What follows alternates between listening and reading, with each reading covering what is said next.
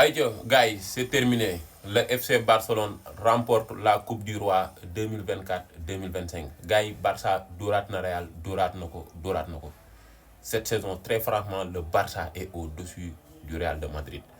3 rencontres, 3 victoires. Dournoko championnat, Dournoko Super Coupe, Taïmou Dourat ko Coupe du Roi.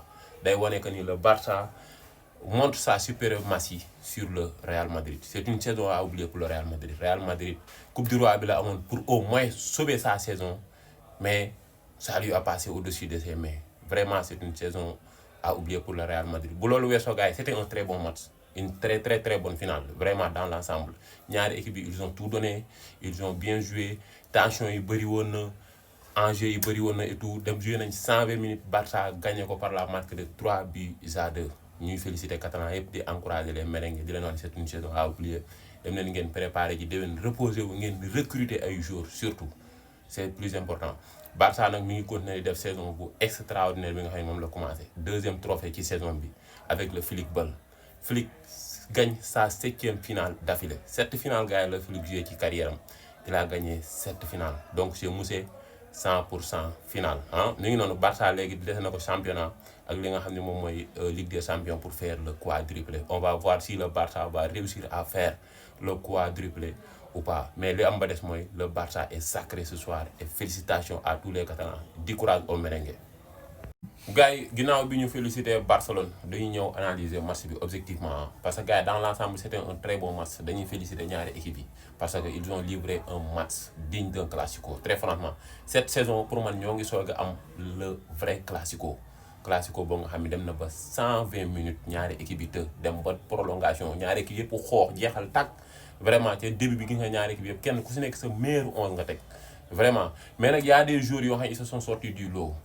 Tay bo xolé côté Real Madrid le match de Tchouaméni c'est à saluer. Tay mom il a fait une prestation XXL. Jude Bellingham aussi. Courtois toujours pour moi cette saison c'est le meilleur joueur du Real Madrid. Courtois, Raúl Asensio c'est boy bi ci sérénité bi xam nga ci clean bi. Très franchement c'est du très haut niveau. Valverde comme d'hab encore une fois il a assuré. Ki nga xani mom moy Arda Güler aussi tamit. Arda Güler wane na ni il a sa place dans cette 11 mais avec Ancelotti on comprend pas.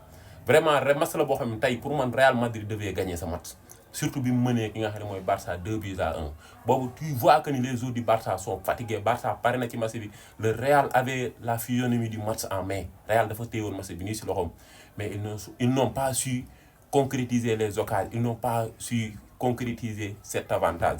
Real Madrid dafa woon a marché dessus ki nga xam ne mooy Barcelone bi mu ñëwee dugal ko 2 buts boobu Barça pare na ci match bi Real daf ko waroon a écraser jéem a dugal le 3e but ray match bi wala le 4e but.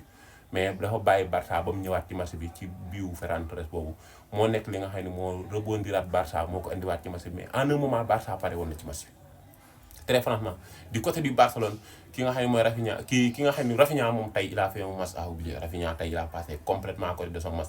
Yamal début bi nekk na si mais après tey mooy loolu. Pedri toujours impeccable mais il faut aussi tamit noter l'entrée de Eric Garcia. Eric Garcia dugg si tamit ça a fait du bien au FC Barcelone ak ban jour aussi. Yamal a fait un match, j'ai dit Pedri, Olmo tamit xaw na sonal Real Madrid ci li nga xam ne moom mooy première mi-temps bi mu génnee sax ci le Real Madrid xaw a soufflé.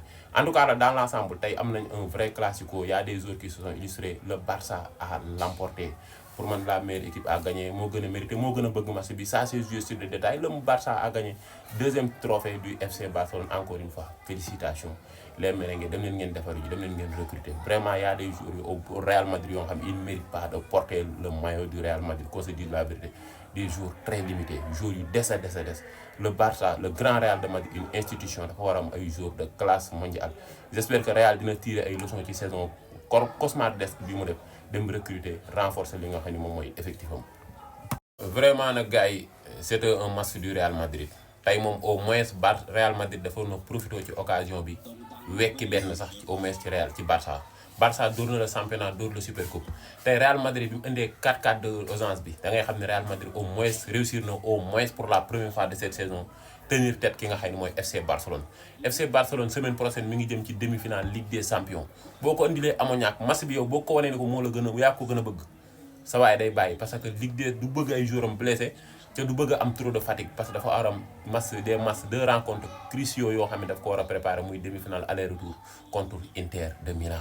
Te Real Madrid tey gis nga ni au moins tey maanaam suprématie Barça feeñu ci kawam tey Barça ba beneen bi stop mooy Real Madrid dafa waroon a profité ginnaaw bi ko Ligue des Champions bi rëccee ca championnat bi wóorul ndax dina ko jël sa waay mu jéem a jeexal ci li nga xam ne mooy coupe du roi bi au moins sauver sa saison mais Real Madrid parfois doo comprendre ça se joue sur des détails da ngay gis ni Barça dafa mel ni ñoo ko gën a bëgg match wala Real Madrid dafa mel ni day jouer mel ni ku ragal Barcelone très franchement en un moment du match Barça premier mi-temps bi dafa maîtriser Real Madrid amul sax tir cadré ci 45 premières minutes yi mais deuxième mi-temps bi da ngay gis Real Madrid maîtriser match bi surtout bi Arda Güler dugg si ak ki nga xam ne mooy Luka Modric Real Madrid remonté Barcelone dugalaat boobu ba le Barça était KO Barça pare na ci match bi y avait la fatigue Barça réer na waaye saa yi da ngay crucifier adversaire bi boobu Real dafa woon a rey adversaire bi dafa woon a dóor Barça mu à genou à terre match bi jeex au moins ñu gën a bëgg match bi da ngay gis ni Barça moo gën a bëgg match bi moo tax ma ni la meilleure équipe qui a mérité de gagner a gagné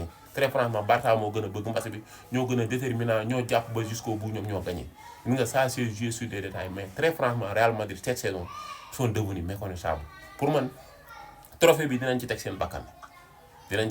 mais malheureusement mooy loolu gis nga ci yenn joueurs yi ay Valverde ay Bellingham ay Raúl Asensio Arda Güler le petit moom sax bi mu duggee wane na boppam mais nga gis Vinicius moo waroon a libérer Real depuis Vinicius moo waroon a libérer Real Madrid mais dafa manqué justesse technique te pour être un très grand joueur il faut se montrer dans ces grands rendez-vous Vinicius amoon na occasion bal de match benn bu dul benn du ñaar du ñett du ñeent très franchement match bi Real Madrid mën na ko gagner mais Barça toujours daf koy wan ni ko maa la gën a bëgg match bi maa la ëpp détermination man maa lay gagné moo tax dama ni le Barça a mérité sa victoire très franchement et puis c'est désolant pour les merengues.